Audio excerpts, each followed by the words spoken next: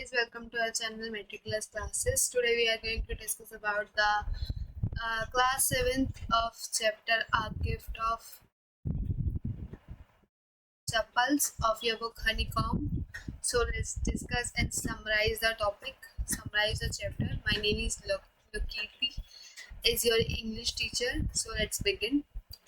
रवि और मीना मृदु से मिलने गए थे।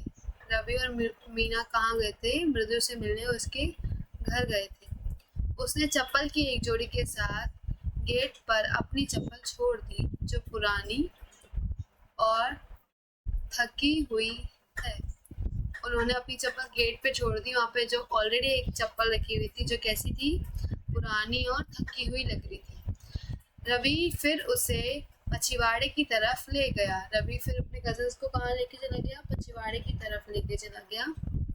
एक मोटे कड़वे के पीछे बैरी ब्रश ने एक फटे हुए फुटबॉल में एक बिल्ली के बच्चे को एक नारियल के खोल में दूध पिलाया।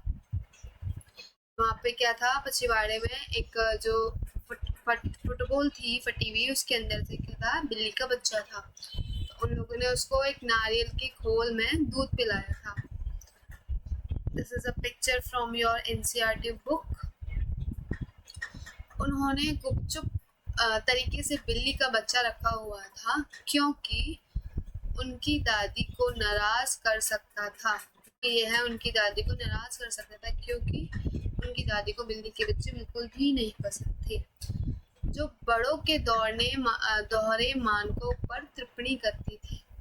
उन्होंने कहा कि महेंद्रन के लिए दूध का प्रबंधन करना उनके लिए मुश्किल था। अब ये महेंद्रन कौन है? महेंद्रन उन्होंने अपनी बिल्ली का नाम रखा।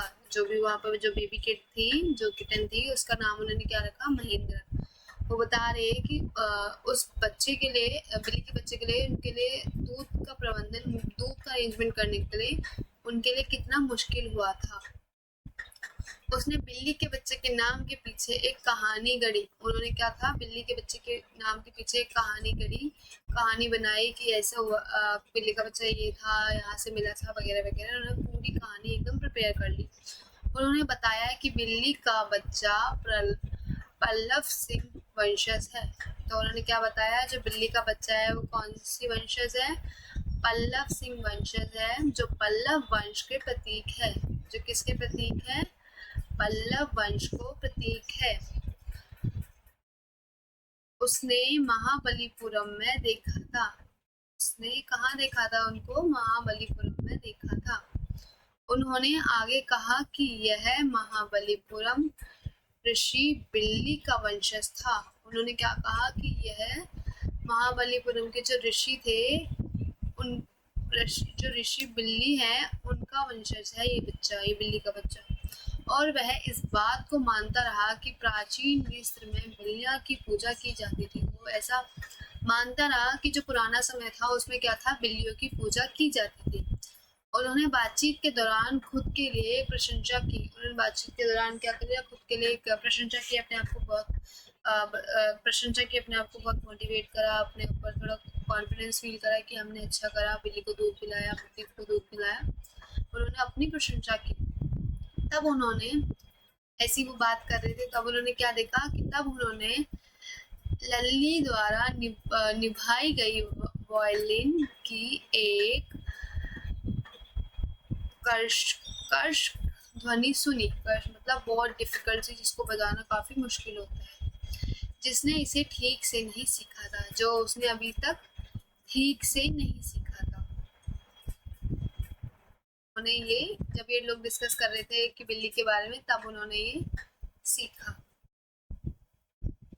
सुना था कि लल्ली एक वायलिन बजा रही है।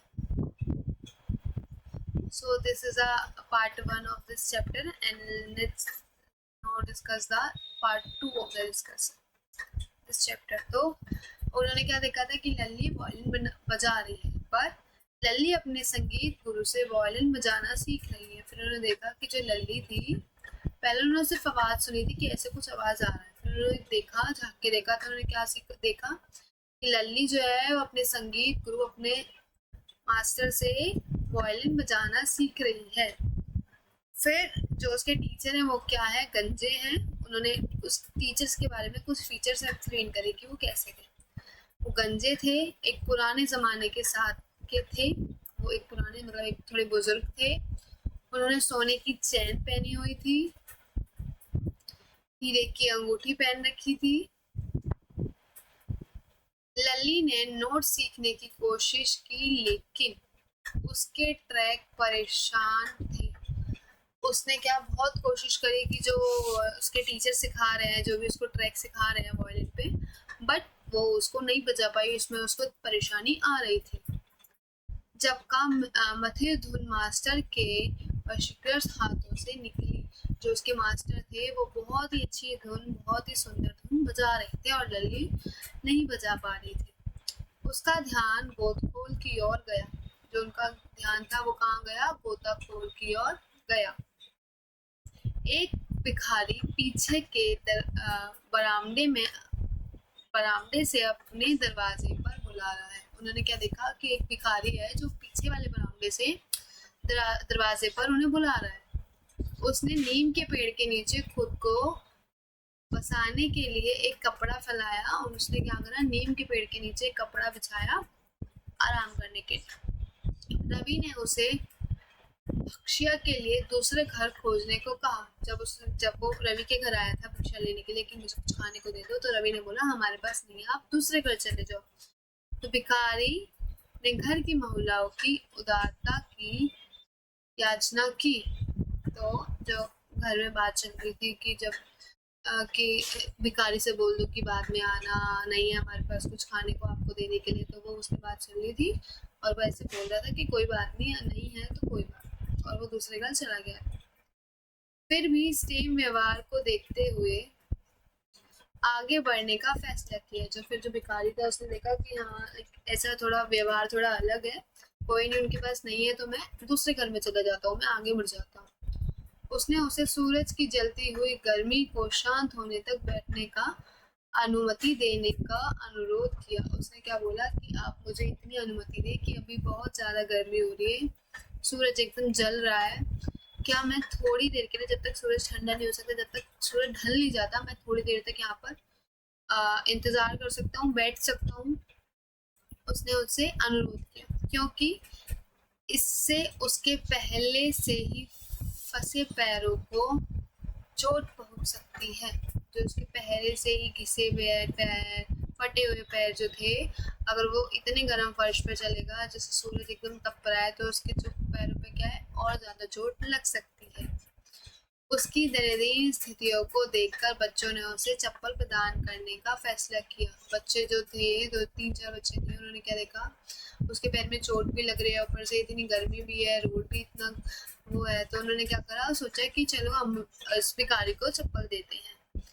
वह उन्हें अपनी चप्पल देने के लिए पर्याप्त मान रहे थे। उन्हें लगा था कि हमारी चप्पल तो आ ही जाएगी भिखारी को, हमारे पैर का जो साइज है वो ना आ जाएगा। फिर भी उन्होंने उन्हें पहनने के लिए बहुत छोटा पाया। जब उन्होंने अपनी चप्पल दी उस भिखारी को, तो उन्हें क्या हुआ, उनको वो चप्पल आई ही नहीं, वो बहुत छोटा साइज था उनके हिसाब से।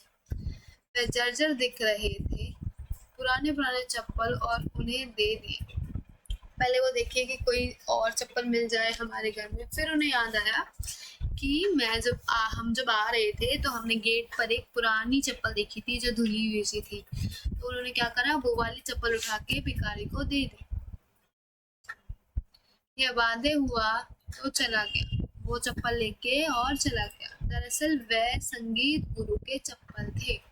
वो चप्पल और किसी के नहीं थे, वो किसके थे, संगीत गुरु के, जो लल्ली को संगीत सिखा रहे थे। उनके आश्रय के लिए जब संगीत गुरु बाहर आए और उनकी चप्पलों की खोज की, जब संगीत गुरु बाहर आए, जब लल्ली की क्लास खत्म हो गई, जब उसका अध्याय खत्म हो गया, तो जब गुरुजी अपने घर जाने लगे तो वो बाहर आए घर से, तो उन्होंने क्या देखा कि उनकी चप्पल वहां नहीं है। उन्होंने बहुत खोजा। उन्होंने लल्ली को बुलाया कि वह उसकी चप्पल ढूंढे। उन्होंने लल्ली को बुलाया कि आप मतलब मेरी चप्पल ढूंढो, कहाँ गई, मैंने यही उतारी थी, उसकी मदद करे। रुक्कुमत्री और लल्ली शर्मिंदा थे। रुक्कुमत्री और लल्ली शर्मिंदा थे, मतलब रुक्कुमत्री चौधरी और नलिनी क्या थे, शर्मिंदा थे कि हमारे घर से चप्पल कहाँ गई, और शक की निगाह से देख रहे थे। जो गुरुजी थे उनको शक की निगाह से देख रहे थे कि इन्होंने ही मेरी चप्पल गायब की है। माँ ने बच्चों से पूछताछ की कि बरामदे के आसपास कोई है तो नहीं। उसे तब गुस्सा आया जब उसे पता चला कि चप्पल भिखारी को दे दी गई। पहले माँ ने क्या करा, पूछताछ करी कि चप्पल तुमने देखी या किसी और को आते हुए देखा, तो चप्पल कहाँ गई वगैरह वगैरह पूछा उन्होंने सब। पर फिर जब बच्चों ने बताया कि हमने तो वो चप्पल भिखारी को दे दी, तो क्या माँ को क्या हुआ, बहुत गुस्सा आया। वह कर्मों द्वारा अनुकरणीय बलिदान के तर्क के सामना करते थे। जिसने उनकी कीमती संपत्ति दी, वो बताने लगे गुरुजी कि ये बहुत ज्यादा महंगी चप्पल थी कि आपने वो भिखारी को दे दी, इतनी मेरी कीमती संपत्ति थी, आपने ऐसे कर दिया। तो माँ ने उन्हें ये कहते हुए झिड़क दिया कि उसके वही दिया जो उसको अपना था। माँ ने उन्हें ये कहते हुए झिड़क दिया कि उसने वही दिया जो उसका अपना था। वह जल्दी से गोलू मामा की चप्पल लाने के लिए अंदर चली गई। फिर जब शिक्षक जान लगे, जब गुरुजी जान लगे तो उनके पास चप्पल नहीं थी, तो माँ ने क्या करा, जो गोलू मामा की चप्पल थी वो लाके गुरुजी को दे दी। शिक्षक ने बच्चों को निराशाजनक रूप दिया। शिक्षक जो थे बच्चों ने उन्हें क्या कर दिया, निराश कर दिया, उन्हें गुस्सा कर दिया कि उनकी चप्पल भिखारी को दे दी। सभी जानते थे कि गोलू मामा इस समस्या से एक अस्थायी राहत होगी। सब जानते थे कि गोलू मामा को इस समस्या से अस्थायी राहत होगी, क्योंकि गोलू मामा भी उनके कृत्यों की अस्वीकार कर देंगे। उसके बाद एंड में क्या हुआ, जब उन्हें माँ को पता चला कि चप्पल भिखारी को दे दिए, तो उन्होंने क्या करा, गोलू मामा की चप्पल लाके शिक्षक को दे दी। और शिक्षक ने चप्पल ले तो ली, पर उन्होंने क्या बोला कि वो बहुत निराश लग रहे थे, वो बहुत गुस्से में लग रहे थे, क्योंकि इतनी कीमती चप्पल, इतनी महंगी चप्पल उन्होंने बगैर किसी से पूछे, बगैर किसी की इजाजत के भिखारी को दे दी। So this was the summary of this chapter, gift of chappals. इसमें हमने देखा कि वो अपने कजन्स के घर जाता है, वहाँ पर लल्ली होती है, माँ होती है। तो if you have any doubt about this chapter, तो you can comment down, and if you like this video, तो like, share and comment this video and subscribe to our channel.